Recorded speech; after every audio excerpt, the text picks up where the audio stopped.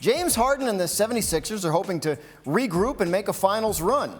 Harden decided to decline his $47.3 million option so he could provide more flexibility for the team to improve its roster. So, I guess the question is, how do they go about that? What's the number one thing, Nick Friedell, that the Sixers have to do to get the most out of James Harden next year? It's a simple message, Dan.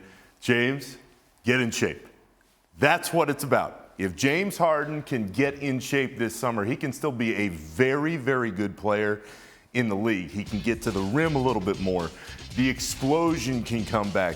The hardest part for some of the Nets staffers watching him at the end of that Brooklyn tenure was that he just didn't look like himself. He didn't look like the guy who dominated at times in Houston because he couldn't get the separation anymore. We saw it even more in the postseason when he was playing alongside Joel Embiid. If James Harden commits to losing a little bit of weight and getting himself in shape, I know that's easier said than done for a lot of people, myself included, but if he does that with the money that's coming his way, Philadelphia is going to be in a really good place coming into next season. Well, I mean, we see there he's running stairs or something going on. Right, exactly. Who cares about the Instagram stuff? I want to see it in real life. So what would that mean? Like if he does what you're saying, if he shows up motivated and driven, what would that mean for the Sixers next year? Their offense opens up a great deal more because we saw Joel Embiid playing at an MVP level.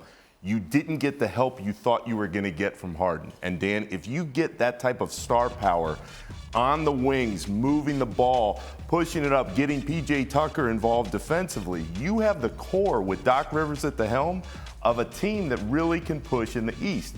But there was such a letdown in Philly because they thought they were getting the old Harden. And anybody who watched him in Brooklyn can tell you that guy wasn't around last season. He lost a lot of motivation when he realized that Kyrie wasn't going to get that shot, and he wanted out. He has a lot to prove now to the league that he can get back in shape and play at this level because the Sixers can win potentially in the East if he's here. They can't win if he's right here where he was last season. As we mentioned, the point of the opt-out is so Philly could kind of reshape its roster. So, I mean, what kind of stuff could they do, and how does that reshaping open up the floor for Harden in the offense? They just can get a lot more guys in potentially with the money that Harden is leaving on the table right now. Now, there's no doubt, Dan, that Daryl Morey's saying to James, hey, we'll take care of it. We'll get you back on the backside. But all of what could happen is secondary to Harden being the player that he used to be.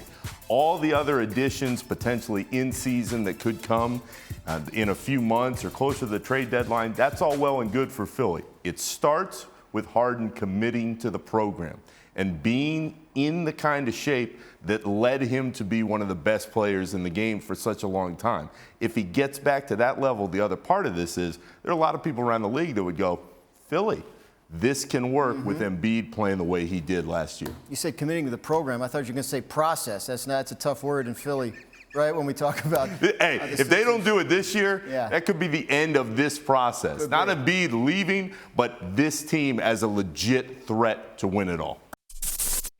Thanks for watching ESPN on YouTube. For live streaming sports and premium content, subscribe to ESPN+.